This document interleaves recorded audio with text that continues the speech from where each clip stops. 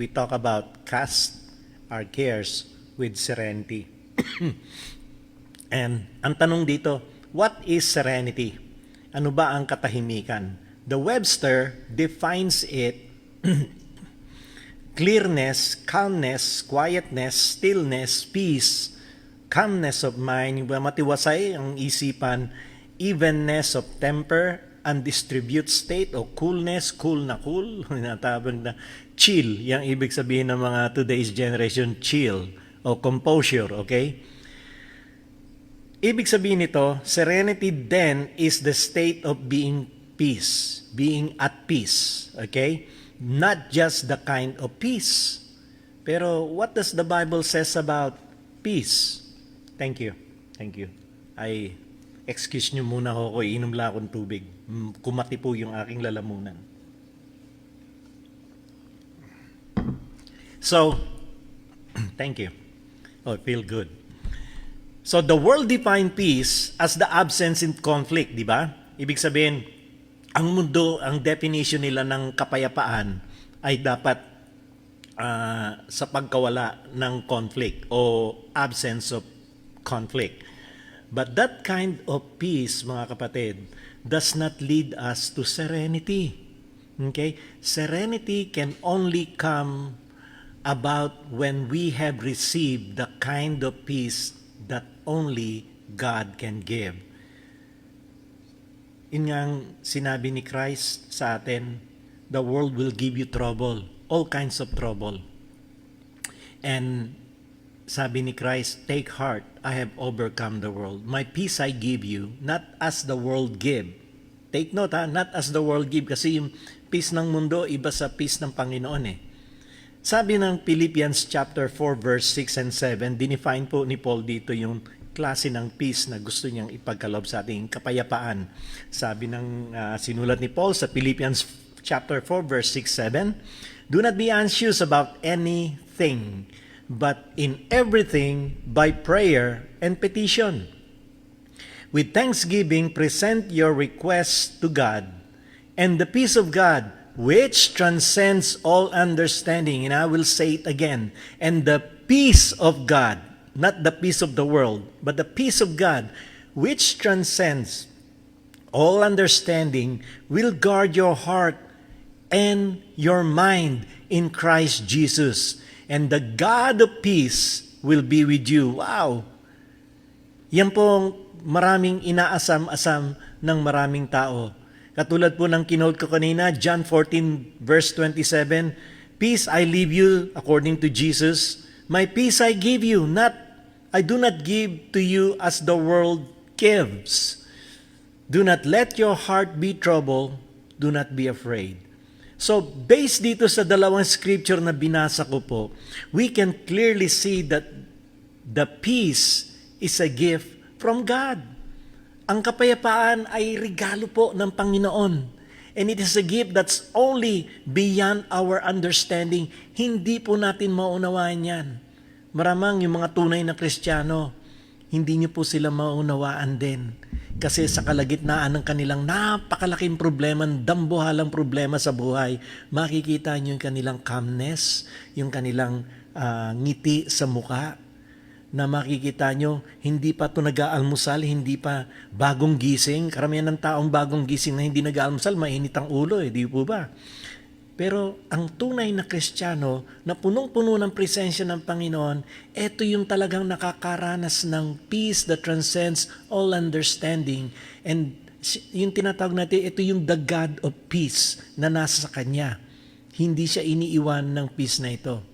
Alam niyo po saan ko nakita to? Sa Bible College, nung ako'y nagbumisita doon noong 2011, nakita ko yung mga estudyante. They have not had their dinner the night before, and the next day, wala pong almusal, nandun lahat sila sa chapel at nagsasamba. They worshiping out loud. Their voices, they're singing, they're giving their best of praise and worship. Abay tayo po dito, lahat yata ng klaseng biyaya meron tayo, di ba? Dito sa Amerika, kasamahan ko dito sa Covina Church. Abay, may almusal na, tanghali na nagising, nag-almusal na, abay, tinatamad pa magpunta sometimes ng iglesia. At kung ano pang ginagawa, lalo na paglinggo. Sana wag naman po ganon. Ang mga nakita kung totoo sa kalagitnaan ng kanilang paghihirap, naranasan nila ang kapayapaan ng Panginoon. Mga bata po to. Kaya I was so touched that day, and always when I came back here 2011 on August, wala ko ibang bukang bibig po kung hindi yung eskwelahan Luzon Nazarene Bible College. Kung lahat po kayo nanonood ngayon, alam niyo po yung sinasabi ko. And you know what I'm talking about. And I was blessed, to be honest with you. Hanggang ngayon, apektado ako noon nung naalala ko yung time na yun. It brings me joy in my heart. Seeing young men and women praising God kahit wala pong laman ang kanilang sikmura. Sila'y ubod lakas na umaawit at sumasamba sa Panginoon. Yun yung the kind of peace. Hindi lang po yung in the absence of conflict. No, there's conflict around them. Because number one conflict is the survival of the feast. Dahil hindi nila alam kung saan sila kukuha ng kanilang source. So when I heard the word serenity, what comes to mind is the serenity prayer. Yung isang panalangin. May isa po kasing sumulat. He's an American theologian. Ang pangalan po niya si Reinhold Niebuhr. The most popular version, the prayer goes like this. Ganito po ang kanyang prayer. God grant me the serenity to accept things I cannot change, courage to change the things I can, and the wisdom to know the difference. Tatagalogin ko po yan, napakaganda rin sa Tagalog nito. Bigyan ako ng Diyos ng katahimikan upang tanggapin ang mga bagay na hindi ko mababago. Lakas ng loob na baguhin ang mga bagay na maaari kong gawin at karunungan upang malaman ang pagkakaiba. Wow! All this prayer is not found in the Bible, alam niyo po ba? But the principle behind it will teach us, magtuturo sa atin, at umaalingaw-ngaw ang tunog nito sa Scripture. It will guide us and as to how all of us can find serenity. Ang panalangin ito is very humble na makikita ninyo. At ang panalangin ito na naisulat ay pwede po nating ipanalangin to sa araw-araw. Na iisipin natin, it will guide us other than the Lord's Prayer. The Lord's Prayer is a good guidelines. And alam niyo po, meron akong 8 series po niyan. If you wanna go on to our YouTube channel and Covinas for Christ, kung kayo nanonood ngayon, pwede niyo pong balik-balikan yon at makikita niyo yung principle of the Lord's Prayer. So, have serenity as to continue to cast our care to Him. So, may mga principle po tayo na dapat natin matutunan paano ba natin magagawa ang tinatawag natin o magagampanan ang ating pagiging isang tunay na Kristiyano kung tayo mananalangin o when we cast our care with serenity o katahimikan na tinatawag. Number 1 is to accept things that I cannot change according to that prayer. Diba? Tanggapin ang mga bagay na hindi ko mababago. There are things in life that have landed on our lap. Bigla na lang po siyang dumapo sa ating buhay na it's so hard to deal with. Kaya ang mga result ay may mga choices po tayo. The result of choices, we make ang mga bagay na pinipili sometimes natin na nahihirapan tayo sa pagbabago katulad po ng nawalan ka ng trabaho. Okay? Kung makikita niyo po yung picture na yan po ang litrato ng nanay ko tsaka tatay ko. Si Daddy Orling at si Mami Rexy, kung tawagin po ng aking mga kaanakan. Kaya nga sinasabi ko, to accept things that cannot change. I cannot change things with the life of my parents. I cannot bring them back. But I have to accept things that comes in my life. Masyado rin po ako nalungkot. Pero isang bagay lang na alam ko, nung sila'y kinuha ng Panginoon, alam kong nasa piling sila ni Jesus Christ. Because both of them have a personal relationship with Christ. So I was able to accept things I cannot change. I cannot change things na gusto ko silang makasama, sana buhay pa sila, di ba? Marami sa atin, we experience loss of loved ones, loss of job, illness, or any accident sa buhay natin. They are all unexpected wave. Kumbaga sana para tong wave ng dagat na dumarating sa atin, bigla na lang sumusulpot to. Pero things that it's so hard to deal with. Pero we have Christ in our life. We have God in our life. We cast our cares with serenity. Dapat ang serenity po, ang katahimikan sa isipan, sa puso natin to, dapat to embedded na po to eh. Dapat to package bilang isang Kristiyano. We face such undeniable realities. Ito po yan. We are being taught in God's Word that we must learn to accept them. But What does it mean to accept these things? Ano bang mga bagay na dapat natin i-consider sa sarili natin? What are the things, okay, to accept these things? Yung tinatawag natin pag-accept. So number 1, accepting God's will is not passive resignation. Ito, in-explain kanina ni Pastora Detto. Ang ibig sabihin, may mga bagay kasi na akala natin ay wala na. Kumbaga sa kasi depende sa situation mo, sa haharapin natin. Yung hinaharap nating situation sa buhay ngayon ay para bang napakahirap, ay wala ng pag-asa. Galit ka pa, hindi mo ma-accept. Actually, accepting God's will is not passive resignation. Ibig sabihin, nako, kalooban ng Panginoon, wala na akong magagawa. Ito'y actually deep in your heart, you're hurting. Okay? Acceptance is active or built in.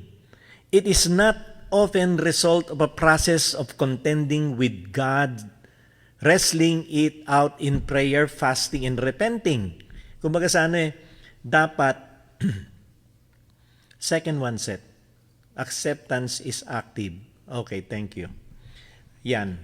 Yung sinasabi ko, dapat, kasi kaya tinatawag natin active, depende sa situation. Hindi naman depende, whatever situation in life that you are facing right now, dapat yung acceptance natin para tayo magkaroon ng tinatawag nating serenity, ay dapat to embedded na sa buhay natin. Philippians 4, 6, and 7, ulitin ko po to. Do not be anxious about anything but in everything by prayer and petition and thanksgiving. Okay? Dapat ito active. Present your request to God, and the God of peace that transcends all understanding will guard your heart, your mind in Christ Jesus, and the God of peace will be with you. So, yun po ang acceptance is active. Dapat po ganun. But after the process of struggling with God, the final step is to surrender to these higher purposes. Ibig sabihin lahat-lahat ng ating mga hinaharap sa buhay, dapat isinusurrender po natin to sa Panginoon. Hindi po dapat natin sinusuko na kagad by give up na ako. No, just have to be active. Acceptance is active sa ating buhay. Kaya ang kakalabasan nito pagkatapos natin mag-pray ng todo-todo sa Panginoon, when things did not come our way, we just have to accept it. But it's not a passive resignation. It is like giving it to the hands of God. Mas alam ng Diyos kasi ang resulta. Alam ng Diyos ang mga bagay na mangyayari sa pagdating ng panahon. Okay, bakit si ganito kinuha kagad ng Panginoon, batang-bata pa? Bakit ganun ang nangyayari, Lord? Ang ganda naman, dedicated ako, focus ako sa ginagawa ko, yet hindi ako nagiging successful. Alam niyo po, ang sagot, Isaiah 55:8-9. Basahin po natin yan. For my thoughts are not your thoughts, neither are your ways are not my ways. Alam niyo po, sa scripture na binabasa ko ngayon, palagay ko wala sa screen yun. Seth, move it. Okay. It's on the screen. Actually, no, go back. I think there's 2 passages in the scripture. Unless I missed this, okay. Isaiah 55:8-9. If you have your Bible, you can turn it with me. This is why I'm trying to explain to you na ang acceptance is not passive, but it is active.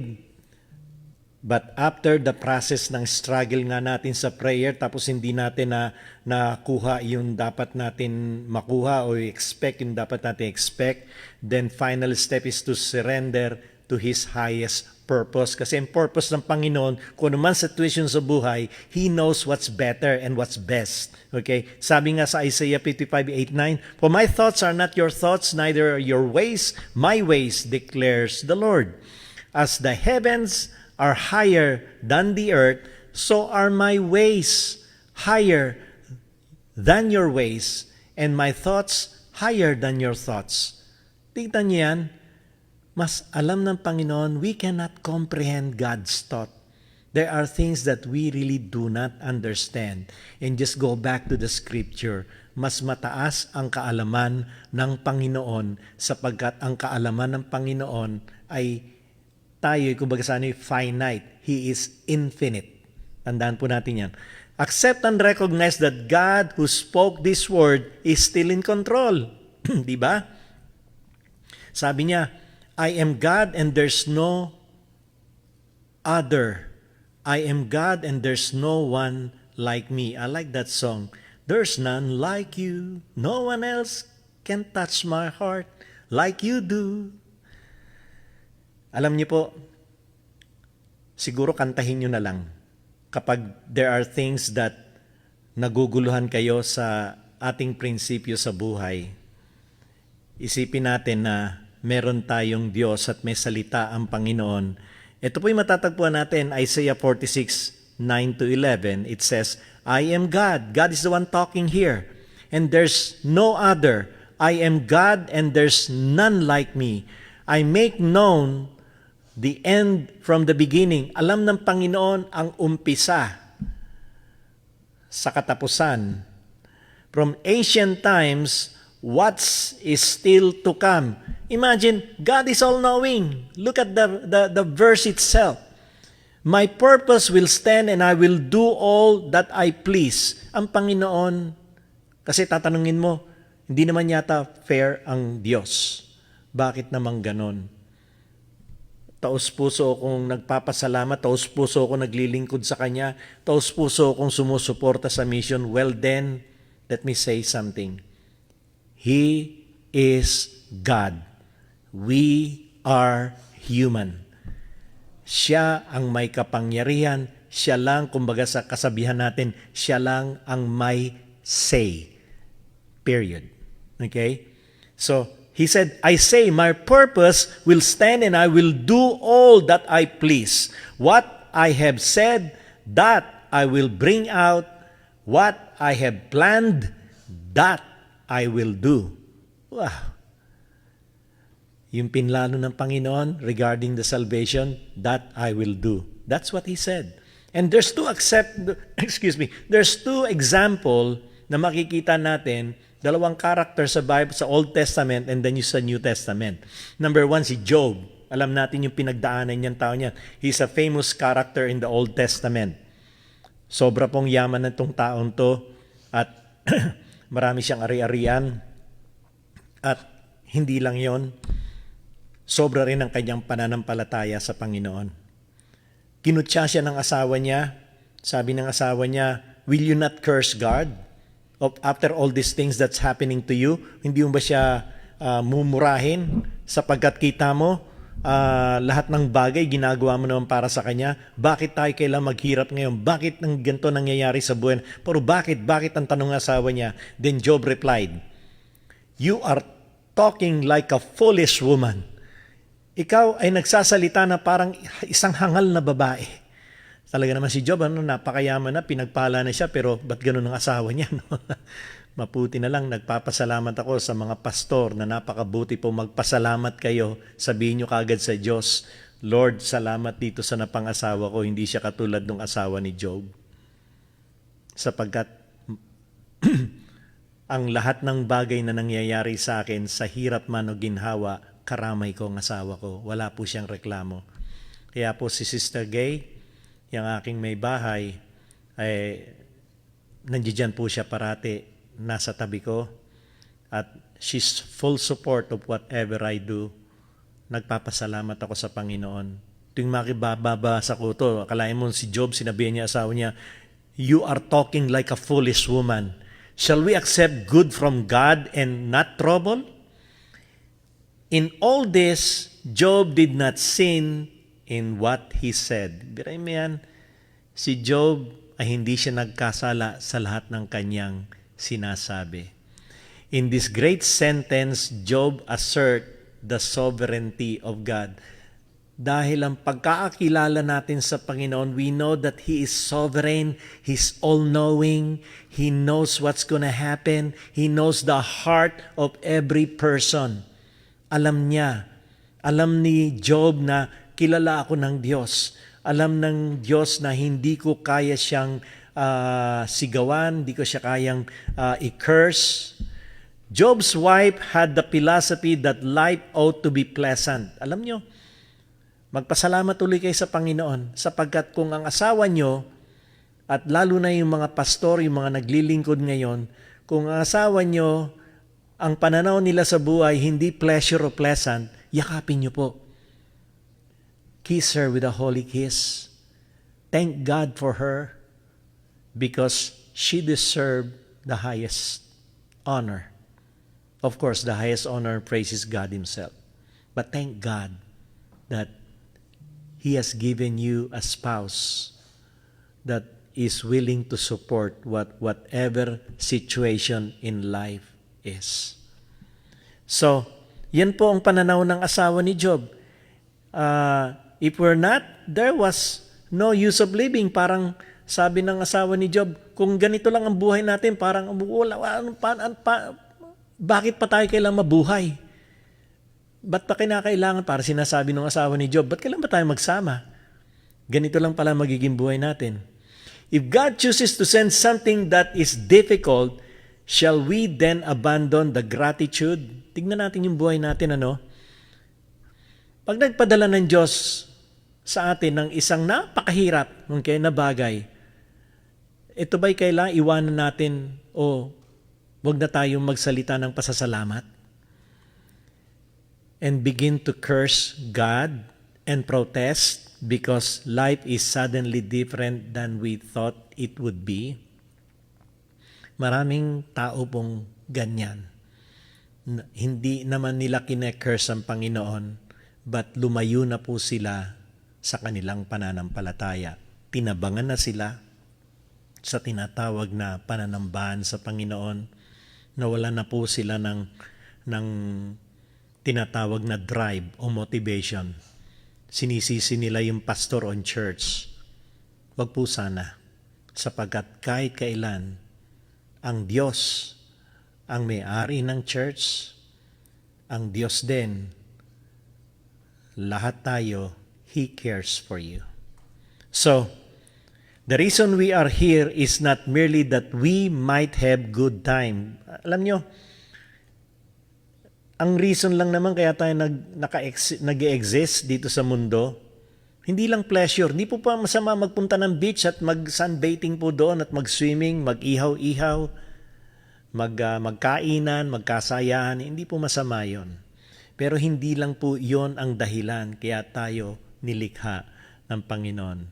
And this is taught everywhere in the Scripture. God, in His grace and glory, does not give us many hours of joy. Totoo po ito. In His grace and glory, ang Panginoon natin hindi tayo binigyan parati na oras-oras na masaya at tayo magdidiwang, which is right for us to give thanks. Dapat lang man talaga magpasalamat tayo pag tayo nakakaranas ng ganong klaseng buhay, masaya, may yaman, at may pagpapala. But do not abandon that when time pressure comes. Pakatandaan natin to. Man does not live by bread alone, but by every word that proceeds from the mouth of God. Yan po ang winika ni Jesus nung siya'y tinetempt ni Satan. Talking about Satan, that's exactly Satan wants to do. Yan ang gustong-gustong gawin ni Satan, ng devil, sa buhay natin. Gusto niyang gawin na tayo mag-complain, mag-protest, mawala ng gana sa pananambahan, magalit, resentful, stop coming to church, wag hindi na ako pupunta ng church sapagkat wala naman akong pakinabang sa church, wala naman nagmamalasakit sa akin. Hey, slow down.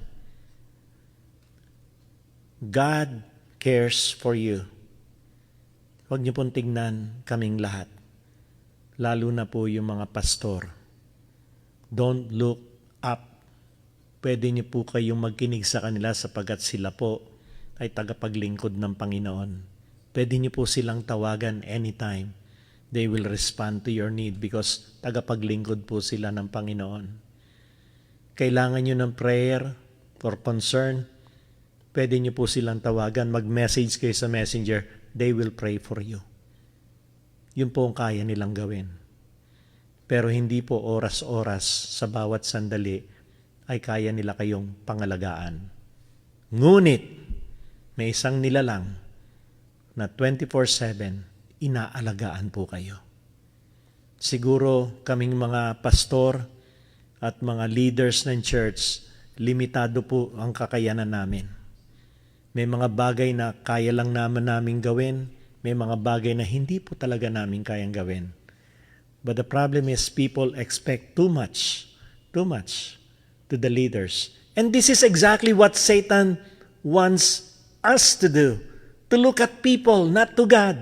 And that's what Satan whole attack in our lives. Ganyan siya umaatake. Ganyan. Kung paano ginawa niya kay Job, ganon. And he will take advantage of every little thing na para kayo'y ma-discourage. Well, yan po si Job. Okay? Yung pangalawang karakter na sinasabi ko, si Jesus himself. Look at in Matthew, na sinulat ko na lang po ron sa Matthew 26 verse 34. Remember, Jesus was facing crucifixion. This is recorded in Matthew 26, 38 to 34. Also in Luke chapter 22 verse 42. Dito, mababasa natin, Jesus pleaded to the Father to find another way. Kumari Panginoon, kumari Ama, mayroon bang ibang paraan para maligtas ang mga tao? And 3 times, hindi lang isa, is 2, 3 beses nangusap ang Panginoon na kung pwede, ibahin na lang ang sitwasyon. Jesus cried out for deliverance from looming torture. Kasi alam natin, nararamdaman ng ating Panginoong Jesus yung hirap na matorture. He was in a human form. Kita nyo, no? He was a human form and he knows he can feel the pain, yung sakit na matorture ka nung panahon na yon. Lalatiguhin ka ng ilang beses, 39. Alam natin, tapos yung crowning of thorns, nakikita ng Panginoon yon. Yet pati yung mga dugo na sa kanya'y lalabas para sa paglinis ng ating mga kasalanan. Jesus showed us how to accept God's will even when it clashes in human's desire. See, 3 times nagplead ang Panginoon, but He did not stop. Listen, He did not stop. He ended His prayer, casting His care with serenity. Anong sabi ng Panginoon? Yet not my will, but yours be done. Look at that. That word is very, very powerful. Kung yan po ang nararanasin natin sa buhay ng ganyang klaseng hirap, pwede mo natin iwika o sabihin yan sa ating Diyos. Lord, kung ito pong mararanasan ko, mawawalan ako ng trabaho, kung ako'y kukunin nyo na po sa araw na to, kayo may sakit, kung halimbawa may iba kayo ng landas ng buhay, gusto kayo ng Panginoon na mag-resign ka. Ewan ko kung paano nararanasan nyo. Kung naranasan ko po yun mag-resign ka sa trabaho mo, magpastor ka. Nako.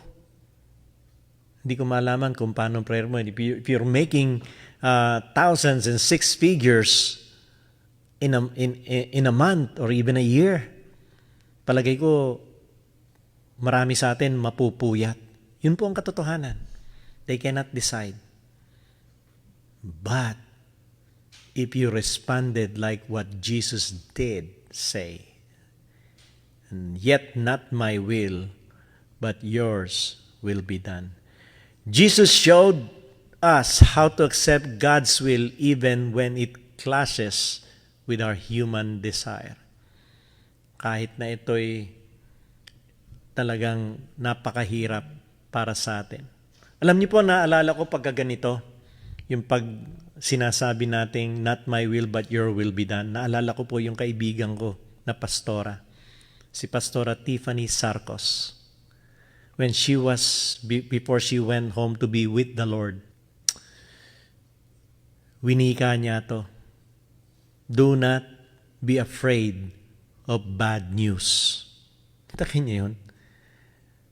Ilan sa atin ang magsasabi nun kapag tayo ay na-diagnose ng isang napakamalubhang sakit?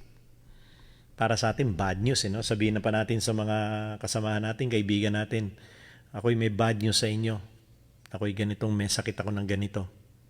But again, do not be alarmed with bad news. Yun yung unforgettable word when she was in the hospital. Then later on March 17, she went home to be with Jesus. Acceptance chooses to believe that all things, ito pang ilalagay, itanim po natin sa isipan natin to. All things God worked for good of those who love Him, who had been called according to His purpose. So yan po dapat natin pakatandaan. So serenity and katahimikan is also the courage to change the things I can according sa prayer. Okay? Yung umpisa po is like accept the things I cannot change. Dito naman, the courage to change the things I can. Alam niyo po, yung pangalawang praise na to, isang bagay na sometimes inaabot tayo ng takot. Diba? And kung titignan natin, kung magre-research kayo, yung word na courage, maraming beses po na isinulat yan sa Bible. Kung gagamitin nyo po yung inyong tablet or computer, i-google po ninyo yung word na courage. Some said 20 or 25, but one site listed about 135 to 140 verses telling us to have courage. I choose to share with you. Sabi nga ng Panginoon, have I not commanded you, be strong and courageous. Do not be afraid. Joshua 1:9, paboritong verse po to ni Brother Ramon. There are things in life na hindi natin kayang gampanan. Pero if we have courage, yan ang prayer natin, the courage to change things that we can. Totoo po yan. May mga bagay na kaya naman nating gawin, kaya lang ayaw nating gawin kasi natatakot tayo. But again, God commanded us. Have I not commanded you? Personal to, no? Be strong and courageous. Do not be afraid. Huwag kang matakot. Do not be discouraged. Huwag madismaya. Ako na iyong Panginoon at Diyos ay makakasama mo kahit saan ka magpunta, wherever you go. And 2 Timothy sa New Testament, God did not give us a spirit of fear and timidity, but of power, love, and self-discipline. May ibang translation yan. God did not give us a spirit of fear, but of power, love, and sound mind.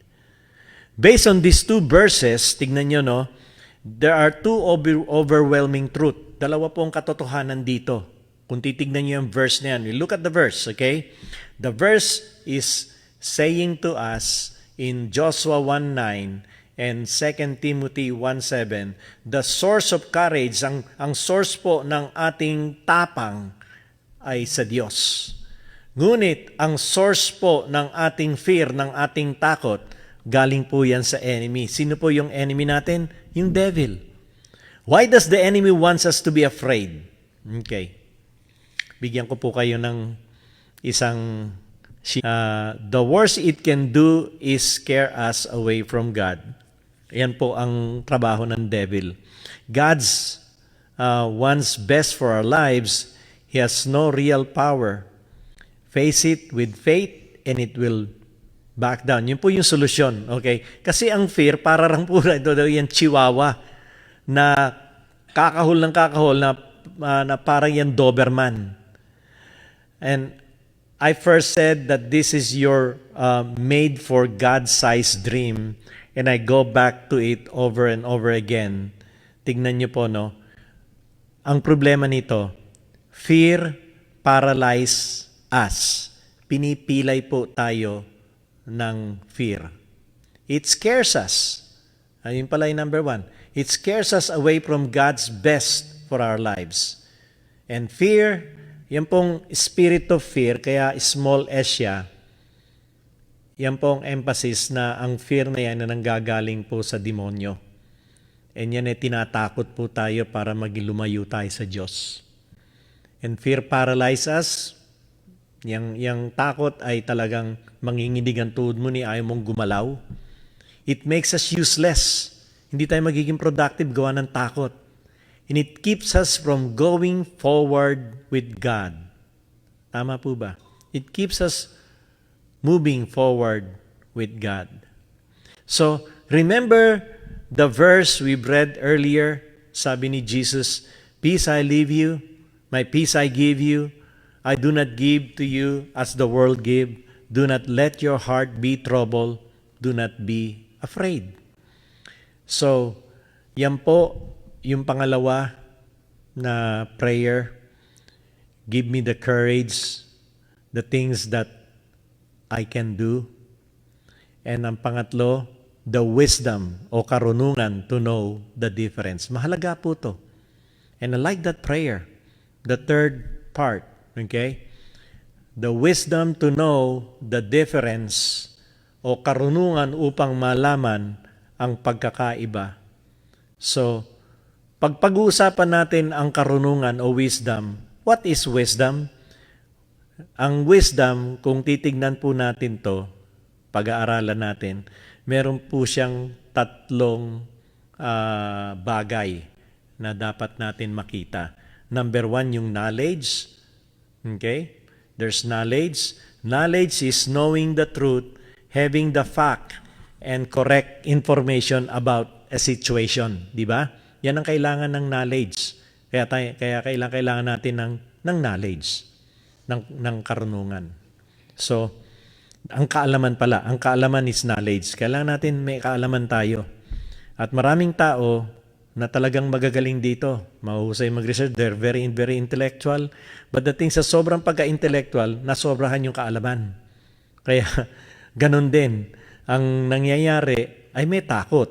But the thing is, the wisdom to know the difference, yan ang prayer natin para makikita natin. Kasi maganda rin may kaalaman. Makikita mo yung diferensya. Okay? And second, ng wisdom is understanding. Understanding is the ability to translate meaning of the facts. Ibig sabihin to, meron tayong abilidad o ability na ma-translate natin kung anong ibig sabihin ng ating nauunawaan. It's the ability to know the significance of the information. It's known what to do with the knowledge. It is knowing what to do with the knowledge. May tanong ako. Teka, application muna. Okay. Another thing about wisdom is the application. So we have the knowledge, yung kaalaman, understanding, pagkakaunawa, at application. Okay? Kailangan natin to kasi kung meron nga tayong knowledge, so meron din tayong understanding. Kung wala namang application, napakahirap, di ba? Wala pong wisdom doon. This is taking what you know and understand to your specific situation. This is knowledge and understanding in action. Ibig sabihin you are doing things that you would really understand what it means. So wisdom means, ito po, bibigay ko na sa inyo. Wisdom means set. It is the ability, nabasa ko na sa inyo yan no? Yan po yung, it is the ability to perceive the truth, nature of a situation, and to implement the will of God in that situation. Yan po yung wisdom. Okay? And then it is the practical application of God's truth Everything is about God. Everything is about our spiritual life. Everything is about knowing and understanding who God is. It is knowing what God wants you to do and then doing it. Okay, so there's the ability to perceive. It is the practical application of God's truth. It is knowing what God wants you to do and then doing it. Yan po ang mahalaga sa wisdom. Now, tatanungin niyo ako siguro, etong meaning na binanggit mo, Pastor Sunny, saan po ba nanggaling to? Where in the Bible can you find this? Okay, James chapter 1 verse 5. Sabi ni James dito, if any one of you lack wisdom, you should ask God. Why?